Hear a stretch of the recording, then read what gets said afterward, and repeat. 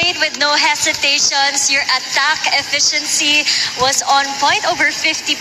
So, saan ka kumuha ng lakas, Ivy? Syempre po, sa mga teammates ko, sa coaches ko, kasi syempre ginaguide nila ako eh. So parang hindi ko naman siya magagawa kung di dahil sa tulong nila, and hindi lang naman ako mag-isang lumaro, yung teammates ko din.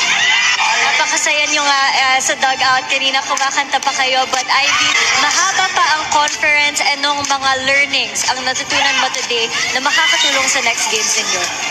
Siguro yung patience kailangan namin, and yung teamwork. Kasi ang hirap kasi talaga maglaro kapag wala kaming teamwork eh. Like yung naghiwa-hiwalay kami, ganun. Kaya kanina yun talaga yung tinarabaho namin, yung teamwork ng team.